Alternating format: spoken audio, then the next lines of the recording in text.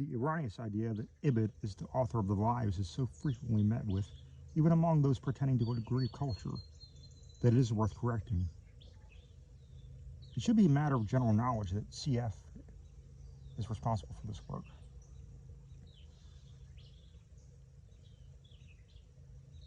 Ibid's masterpiece, on the other hand, was a famous Op-Cid, wherein all the significant undercurrents of Greco-Roman expression were crystallized once and for all, and with admirable acuteness, notwithstanding the surprisingly late date at which Ibid wrote.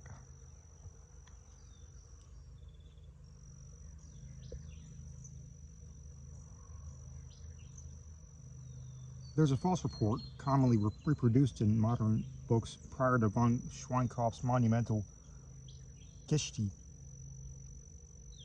der Ostrogothen in Italian, that Ibid was a Romanized Visigoth of Althoff's horde who settled in Placentia about 410 AD. The contrary cannot be too strongly emphasized, for von Schweinkopf, since his time, Littlewit and Bête Noire have shown with irrefutable force that this strikingly isolated figure was a genuine Roman, or at least as genuine a Roman as that degenerate and mongrelized age could produce, of whom one might well say what Gibbon said of Boethius, quote, that he was the last whom Cato or Tully could have acknowledged for their countrymen, unquote.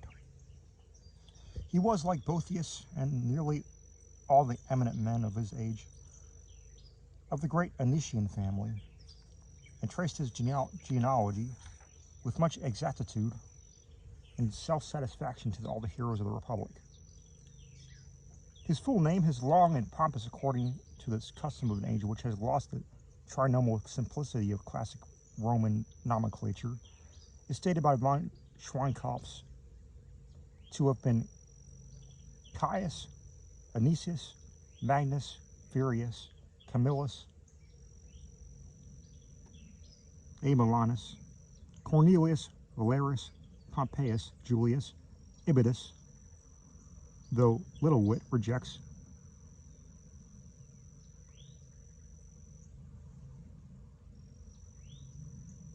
Aemilanus and adds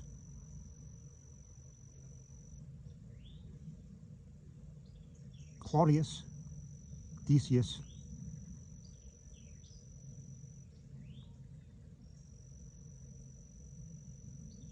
Junius, whilst Bête Noire differs radically, giving the full name as Magnus Furius Camillus Aurelius Antonius Flavius Anicius Petronius Valentinius Aegeus Ibidus. The eminent critic and biographer was born in the year 486, shortly after the extension of the Roman rule in Gaul by Clovis. Rome and Ravenna are rivals for their honor of his birth, though it is certain he received his rhetorical and philosophical training in the school of Athens. The extent of whose suppression by Theodosius a century before is grossly exaggerated by the superficial. In 512, under the benign rule of the Ostrogoth Theodoric, we behold him as a teacher of rhetoric at Rome, and in 516 he held the consulship together with Pompilius, Numantius, Bombastus, Marcellinus, Theodemnatus, Upon the death of Theodoric in 526, Ibid retired from public life to compose his celebrated work, whose pure Ciceronian style is as remarkable a case as classic atavism as is the verse of Claudianus,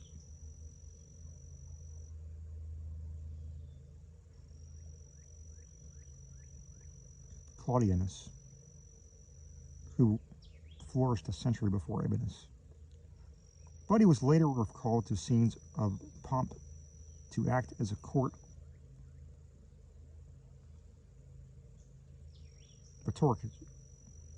rhetorician for Theodatus, nephew of Theodoric. Upon the usurpation of Vitiges, Ibidus fell into disgrace and was for a time imprisoned, but by the coming of the Byzantine Roman Empire army under Belisarius soon restored him to liberty and honors. Throughout the siege of Rome, he has served bravely in the army of the defenders, and afterward followed the eagles of Belisarius to Alba, Porto, and Centum Cellae. After the Frankish siege of Milan, Ibidus was chosen to accompany the learned bishop Dadius, or Dacius, to Greece, and resided with him at Corinth in the year 539. About 541, he removed to Constantinople,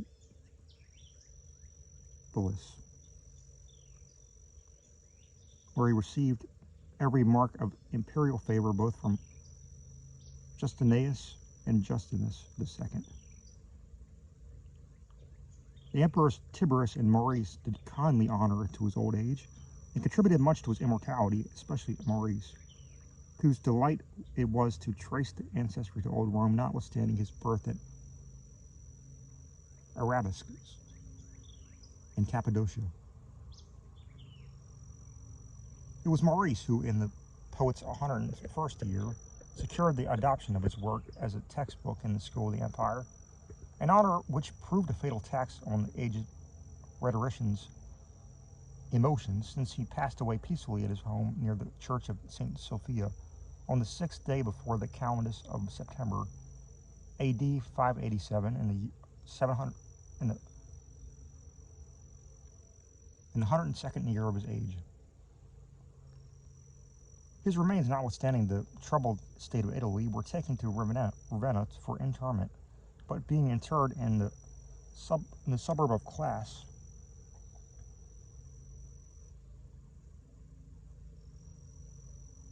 with an E, were exhumed and ridiculed by the Lombard Duke of Spoleto, who took his skull to King Otharis for use as a wassail bowl. Ibid's skull was proudly handed down from king to king of the Lombard line. Upon the capture of Pavia by Charlemagne in 774, the skull was seized from the tottering Desiderius and carried in the train of the Frankish conqueror. It was from this vessel, indeed, that Pope Leo administered the royal unction which made of his hero nomad a Holy Roman Emperor. Charlemagne took Ibid's skull to his capital at Aix, soon afterward presenting it to his Saxon teacher Alcuin, upon whose death in 804 it was sent to Alcuin's kinfolk in England.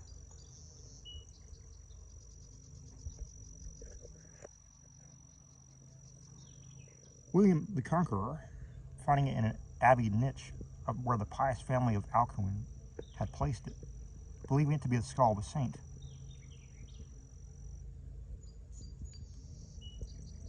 not until the appearance of von Schwenkhaus' work in 1797 were St. Ibid and the rhetorician properly re-identified, who had miraculously annihilated the Lombards by his prayers. did reverence to its osseous antiquity, and even the rough soldiers at Cromwell.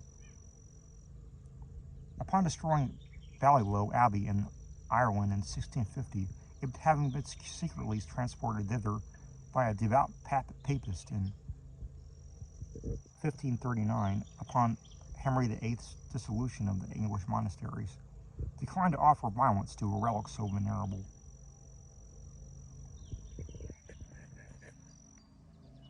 It was captured by the private soldier Reedham and Wheat Hopkins, who not long after traded it to Rest and Jehovah Stubbs for a quid of New Virginia weed. Stubbs, upon sending it forth his son Zerubbabel to seek his fortune in New England in 1661, for he thought it ill of restoration atmosphere for a pious young yeoman,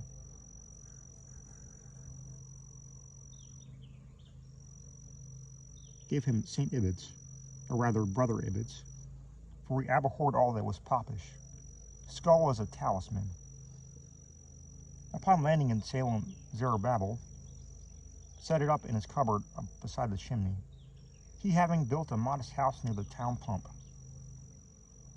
However, he was not wholly unaffected by the Restoration influence, and having become addicted to gaming, lost the skull to one Epinetus Dexter, a visiting freeman of Providence. It was in the house of Dexter in the northern part of the town near the present intersection of North Main and Olney Streets, on the occasion of Conochet's raid of March 30th, 1676, during King Philip's War, and the astute Sachem.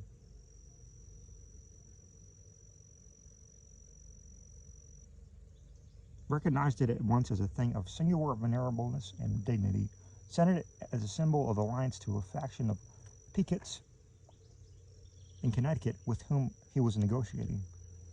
On April 4th, he was captured by the colonists and soon after executed, but the austere head of Ibid continues on its wanderings.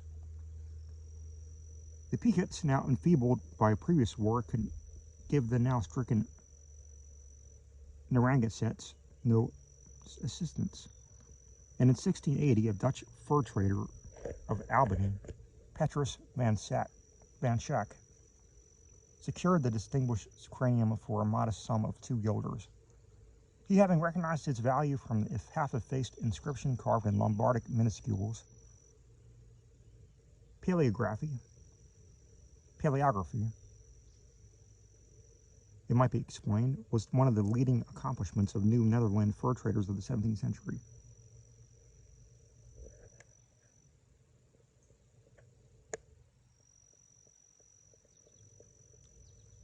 From Von Schack, sad to say, the relic was stolen in 1683 by a French trader, Jean Grenier, whose popish zeal recognized as features of one whom he had been taught at his mother's knee to revere as Saint Ibid, as Saint Abide. Grenier, fired with virtuous rage at the possession of this holy symbol by a Protestant, crushed Van Schack's head with one night with an axe and escaped to the north with his booty, soon, however, being robbed and slain by the half-breed voyager Michel Savard, who took the skull despite the illiteracy which prevented his recognizing it, to add to a collection of similar but more recent material. Upon his death in 1701, his half-breed son Pierre traded it among things to some missionaries from the Sacs and Foxes, and it was found outside the chief's teepee a generation later by Charles de Longlade, founder of the trading post at Green Bay, Wisconsin. De Longlade regarded this sacred object with the proper veneration and ransomed it at the expense of many glass beads. Yet after his time it was found himself in many other hands, being traded to settlements at the head of the Lake Winnebago, to tribes around Lake Mendocino, and finally, early in the 19th century, to one Solomon Juno, a Frenchman, at the new trading post of Milwaukee on the Menominee River and the shore of Lake Michigan. later traded to Jacques Cabouche, another settler. It was in 1850, lost in a game of chess or poker, to a newcomer named Hans Zimmermann, being used by him as a beer stein until one day, under the spell of its contents, he suffered it to roll from his front stoop to the prairie path before his home, where, falling into the burrow of a prairie dog, it passed beyond his power of discovery or recovery upon his waking.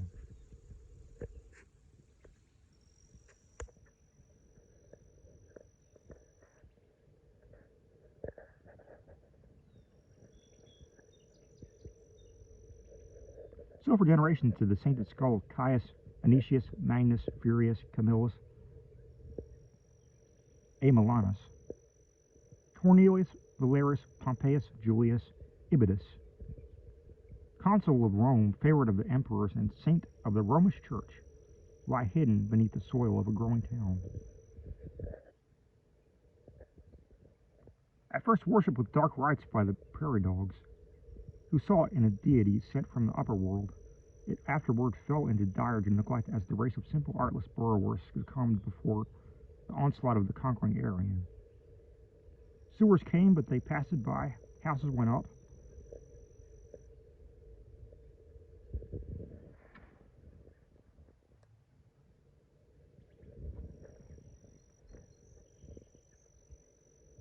"2,303 of them, and more. And at last one faithful night a Titan thing occurred. Subtle nature, convulsed with a spiritual ecstasy, like the froth of that region's quantum beverage. Laid low the lofty and heaved high the humble, and behold, in the roseal dawn of the burrs of Milwaukee rose to find a former prairie turned to a highland. Vast and far-reaching was the great upheaval.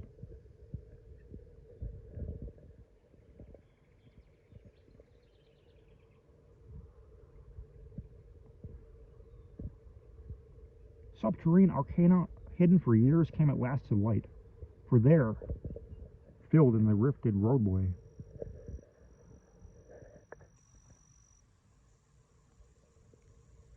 lay, bleached and tranquil and bland, saintly and consular, pomp the dome-like skull of Ibid,